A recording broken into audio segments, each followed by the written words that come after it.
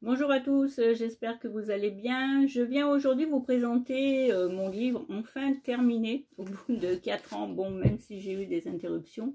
Mon livre qui s'appelle Le Tarot Coaching et la pyramide de Diels.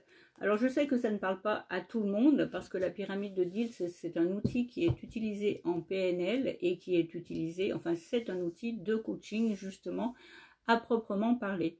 Donc dans cet ouvrage, qu'est-ce que vous allez trouver? Donc vous voyez qu'il est quand même assez épais, 5 cm, mais rassurez-vous, vous n'êtes pas obligé de tout lire d'un coup puisqu'il y a dedans énormément de choses que j'ai pris soin d'approfondir du mieux que je l'ai pu. Donc voilà la table des matières, vous voyez qu'il y a quand même pas mal, de chapitres, 4 chapitres en tout. Donc, dans le premier chapitre, qu'est-ce que vous allez trouver? Vous allez trouver donc le tarot coaching, qu'est-ce que c'est? Un aperçu de mon parcours parce que ça me paraissait quand même utile de me présenter. Donc, pour faire court, pour ceux qui ne me connaissent pas, j'ai donné des cours et des consultations, donc il y a à peu près une trentaine d'années. Donc, des consultations, j'en ai refait par-ci, par-là, puisque je faisais des salons aussi. Mais pour l'instant, donc, je me consacre à l'écriture et je continue sur ma lancée puisque j'ai d'autres ouvrages sous le coude, dont un ouvrage que je suis en train de finaliser aussi, qui portera uniquement sur comment bien poser les questions au tarot ou aux oracles. Parce qu'en fait, tout le monde sait qu'en fait, quand on ne pose pas les questions correctement, nous n'obtenons pas les bonnes réponses, forcément. Voilà, donc je reviens au livre. Donc le premier chapitre, bon, c'est essentiellement ça, et ça traite aussi quand même de la pyramide de Diels, qui est quand même très importante.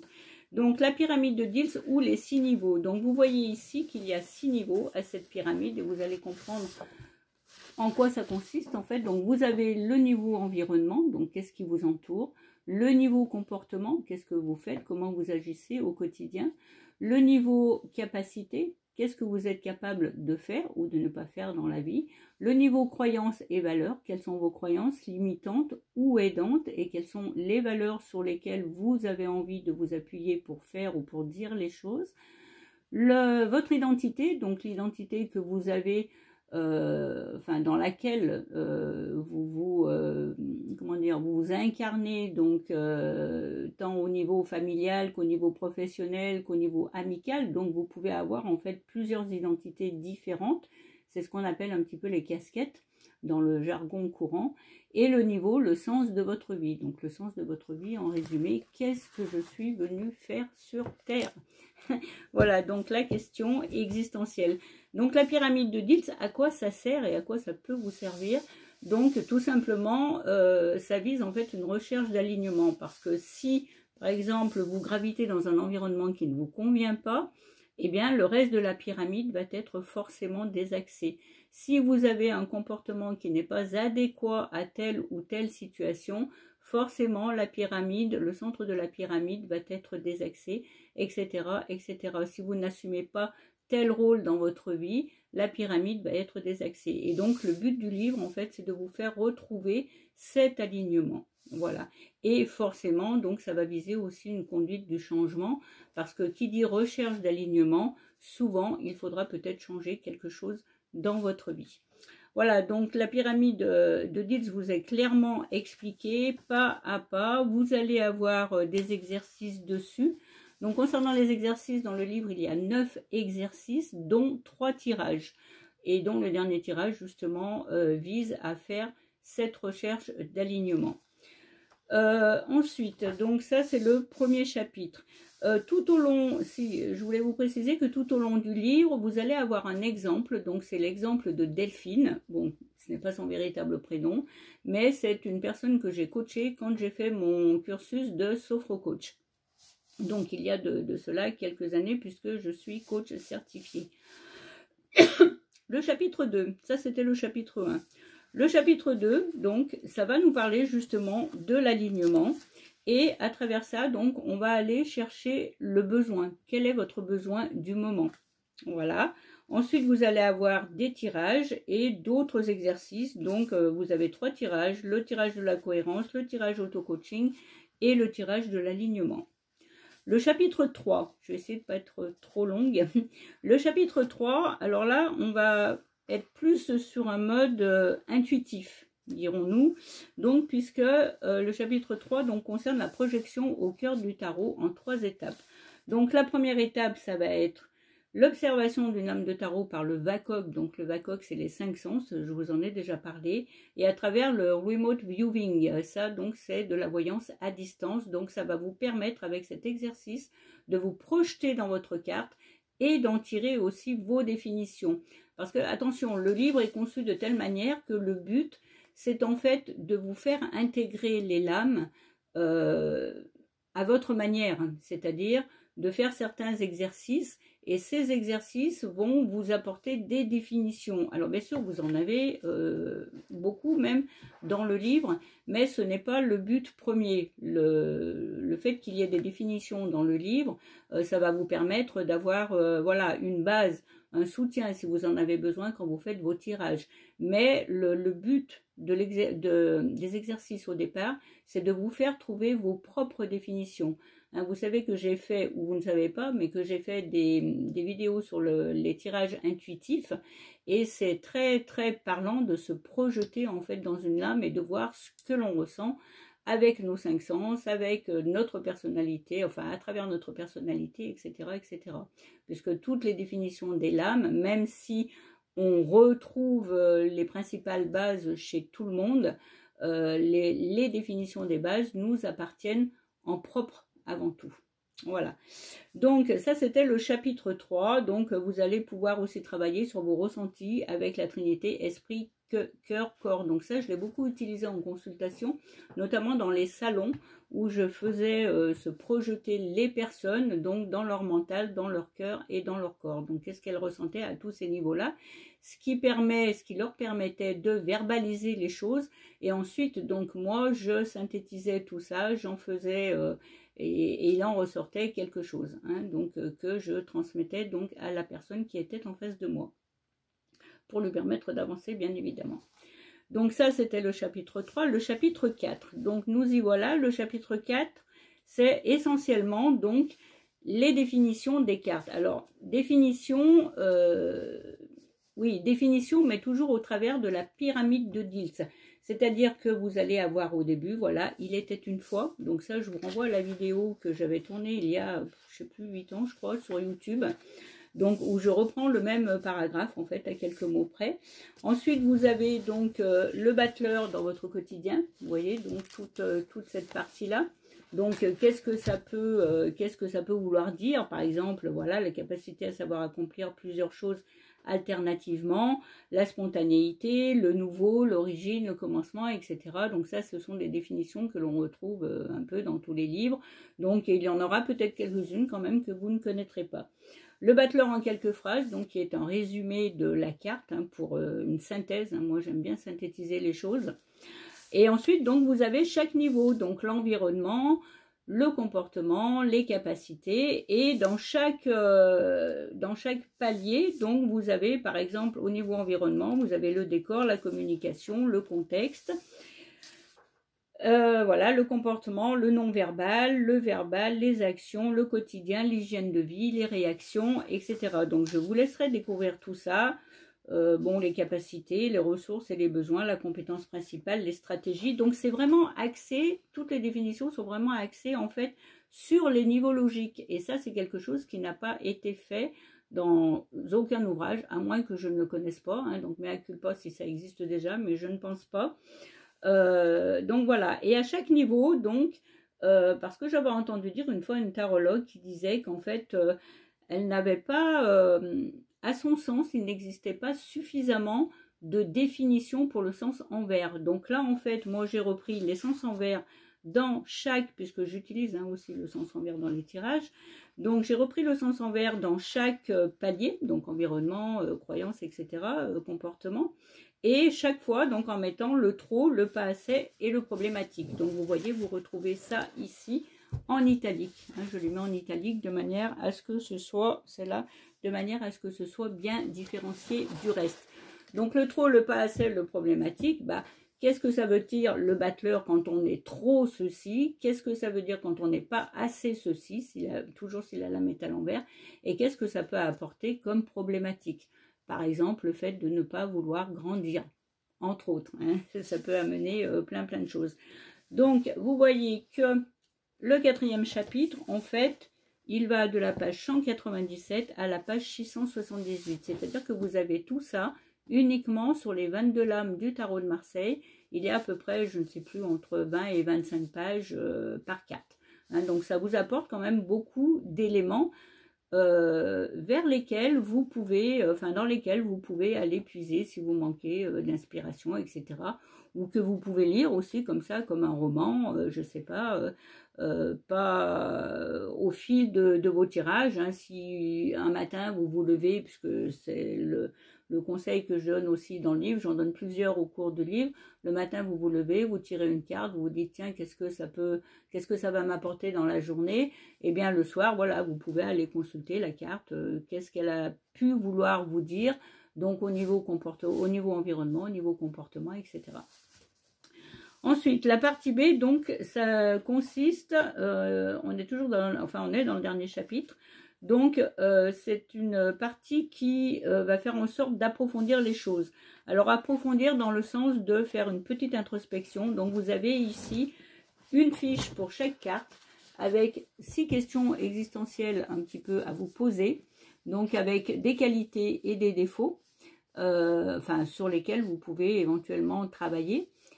Et 6 questions chaque fois, donc sur chaque carte. Voilà. Donc, ce sont des questions introspectives. Hein. Par exemple, la papesse, ai-je conscience de ce que les études ou formations peuvent m'apporter? L'impératrice, au niveau 3, hein, puisque c'est toujours en rapport avec les niveaux de la pyramide de Diels, suis-je capable de me servir de ma créativité, de mes idées, de mon intelligence pour atteindre mes objectifs? Donc ça va vous faire vous tourner vers vous-même et ça va vous faire travailler en fait sur les cartes. Donc ça, c'était le chapitre 4. Ensuite, vous avez des annexes à la fin. Donc j'ai voulu rajouter quelques petites choses qui pourront vous servir. Donc vous avez, alors, je crois qu'il y a la pyramide, enfin je suis sûre, mais je ne sais plus si c'est dans cet ordre. Voilà, donc on revient en fait sur le besoin immédiat. Et là, vous allez avoir une autre pyramide, ça me semblait logique de travailler sur plusieurs pyramides, du coup, à la fois. Donc là, vous avez la pyramide de Maslow, hein, qui concerne les besoins. Alors, peut-être que vous connaissez, peut-être que vous ne connaissez pas. Si vous ne connaissez pas, je vous engage aussi pour la pyramide de Diels à aller voir un petit peu sur Internet de quoi il s'agit. Si vous n'achetez pas le livre, en tout cas dans les médias, j'espère que vous l'acquérerez un jour ou l'autre. Donc le besoin, vous avez les besoins physiologiques, hein, boire, manger, dormir, etc. Les besoins de sécurité, les besoins d'appartenance, les besoins d'estime et les besoins d'accomplissement. Comment est-ce que je peux m'épanouir? Donc là, vous allez avoir tout un tas de pages, donc avec des questions. Hein. Donc là, c'est pareil, c'est aussi encore un travail introspectif. En fait, c'est un peu le but du livre, hein, c'est de s'introspecter pour pouvoir ensuite s'auto-coacher. L'annexe C concerne les questions ouvertes en coaching. Donc là, vous allez avoir des questions, voilà, questions relatives au signe nivologique. Donc vous allez avoir ces questions qui sont purement en rapport avec la pyramide de Diels. Donc ce sont des questions que normalement vous ne trouverez pas forcément ailleurs. Et puis, si vous allez les trouver parce qu'elles font quand même partie de la vie quotidienne, mais en tout cas pas classifiées de cette manière-là. Et ensuite, donc, vous allez avoir par contre d'autres questions, alors dans le domaine familial, professionnel, financier, immobilier, donc spirituel, changement et transition de vie et objectif. Donc ça, c'était pour étayer un petit peu le paragraphe question pour que vous en ayez quand même un maximum que vous en ayez le maximum que vous pourrez utiliser. Voilà, j'en perds un peu mes mots, mais je suis aussi un petit peu fatiguée. Donc, ensuite, l'annexe D. Alors, les questions, j'y reviens dessus parce qu'en fait, je suis en train de finaliser le 3e petit tome, on va dire, qui est lié à ces deux opus. Je vous présenterai le 2e tout à l'heure. En fait, donc, je suis en train de finaliser donc le fascicule. Donc, comment poser bien vos questions, comment bien poser vos questions au tarot ou aux oracles. Donc là, il y aura encore beaucoup plus de questions et bon voilà, d'autres petites choses à l'intérieur du livre. L'annexe D, alors l'annexe D est un petit peu particulière, elle concerne donc les compétences des 22 lames majeures. Donc ça va vous servir. Donc là, j'ai travaillé un petit peu sur ce qu'on appelle, alors si vous travaillez, selon le travail que vous faites, vous en avez peut-être entendu parler. Donc j'ai travaillé sur les soft skills, les hard skills et les math skills. Donc j'ai répertorié en fait toutes les compétences, voilà, de chaque lame. Donc je vous ai fait des tableaux, donc le battleur, la papesse, etc. Donc ça, ce sont toutes les compétences et ça peut vous servir notamment dans le cadre de tirage professionnel. Quand vous avez par exemple une personne, bon ça m'est arrivé comme tous les tarologues, donc quand vous avez une personne qui vient vous voir en vous disant bon bah voilà je voudrais bien faire une reconversion mais je ne sais pas trop vers quoi me diriger, etc. Donc vous pouvez travailler avec ça, donc soit d'après le tirage que la personne aura fait, mais vous pouvez aussi le faire, et ça j'explique ça dans le livre aussi, d'après sa date de naissance. Parce qu'en fait la date de naissance, bon moi je suis née le 4 août, donc le 4 et le 8, 1959, hein, je ne vais pas le cacher, donc ça me donne 6. Et du coup, ces cartes-là, en fait, vont vous donner certaines compétences et franchement, on se retrouve vraiment dedans. Donc ça, vous pouvez le faire aussi pour votre famille, pour vos amis, voilà, etc. Donc là, on a fait le tour. Donc vous voyez, en fait, il y a aussi un passage que j'ai loupé, en fait, dans les annexes aussi, qui porte sur le tarot numérologique. Donc voilà, que vous retrouverez aussi en annexe. Donc ça, c'est le premier opus. Le deuxième, c'est le cahier d'exercice, alors qui va avec ou pas, hein, vous n'êtes pas obligé, même si vous acquérez le premier, vous n'êtes pas obligé d'acheter le deuxième. J'ai voulu simplement mettre à disposition, puisqu'il y avait des exercices dedans sur les 500, sur le remote viewing, etc. Donc j'ai voulu les remettre dans un petit livret, plutôt que de faire vos exercices sur des feuilles volantes. Si vous voulez faire les exercices sur plusieurs cartes, donc le petit livret vous permet donc de le faire pour 8 cartes différentes. Donc je vais vous montrer la première page. Voilà ma première carte de tarot ou d'oracle numéro 1. Et là derrière, donc en fait sont repris les exercices. Voilà, donc mon exploration spatiale au travers du remote viewing, mon exploration sensorielle au travers du VACOG et ma carte dans mon quotidien, mes ressentis avec la Trinité, Esprit, Corps. Donc en fait, ça reprend un petit peu les rubriques, ça reprend les rubriques des exercices du livre principal. Donc tout ça pour ne pas avoir de feuilles volantes. Bon, j'ai trouvé que ça pouvait être pratique pour certains d'entre vous. Voilà, qu'est-ce que je voulais vous dire d'autre ? Oui, alors le tarot, coaching et la pyramide de Lise avec le tarot de Marseille. Donc j'ai mis ça donc en sous-titre, mais il est bien évident que ça peut aussi, que l'ouvrage peut aussi servir pour les personnes qui tirent le Rider-Waite-Smith.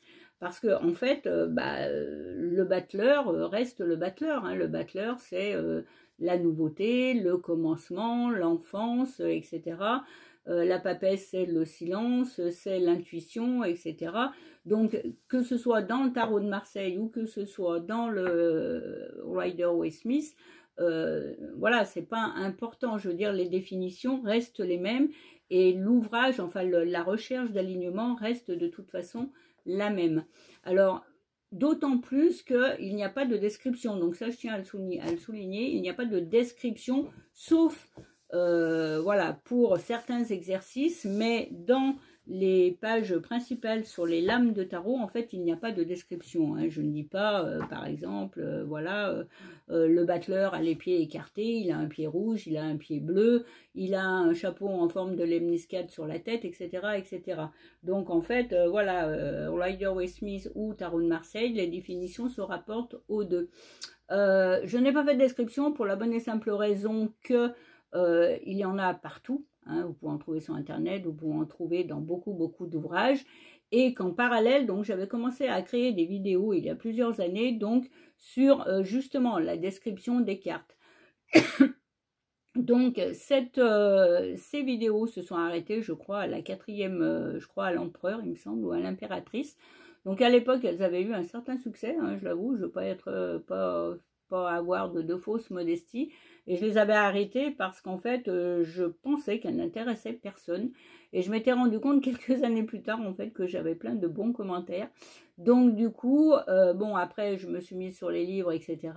Mais du coup, je vais continuer la série. Donc là, vous aurez des descriptions sur les cartes. Donc, si vous ne les connaissez pas, vous pouvez aller sur ma chaîne YouTube, donc Coach Tarot, mais pas que. Et vous avez, je crois, déjà les 3 premières cartes. Donc, le battleur, la papesse et l'impératrice. Et le mat qui sont déjà en ligne. Là, j'ai commencé, puisque j'ai fini le livre, là, donc j'ai commencé à écrire les scripts des lames suivantes et je les tournerai, voilà, bientôt, incessamment sous peu. Voilà, et je les mettrai en ligne sur YouTube. Quoi vous dire d'autre? Je crois que je vous ai tout dit en fait. Oui, le cahier d'exercice, simple petite précision. Donc vous pouvez aussi vous en servir pour les oracles. Hein, vous n'êtes pas obligé, bon malgré que j'ai mis voilà le tarot coaching, mais j'ai quand même spécifié plonger au cœur du tarot de Marseille ou de votre oracle préféré. Donc sur le mode intuitif, vous pouvez prendre n'importe quel jeu, hein, l'oracle bleu, l'oracle des Bouddhas, enfin bon voilà, je sais que vous toutes tarologues en avez beaucoup à votre disposition. Et voilà ce que je voulais vous dire. Donc je vous avais promis une petite présentation. Ça n'a pas été facile de la faire parce qu'il y a longtemps que je n'ai pas fait de vidéo et ce n'est pas évident de s'y remettre. Donc je vais m'y remettre dardard très bientôt. Je vous présenterai aussi des tirages parce que je sais que les gens aiment bien. Hein, je me suis rendu compte sur YouTube, j'en ai juste quelques-uns, mais c'est ce qui attire le plus les personnes, avec la description des cartes aussi. Voilà, donc je vous souhaite une bonne fin de journée, de soirée, selon le moment où vous regardez cette vidéo. Et je vous dis donc à bientôt.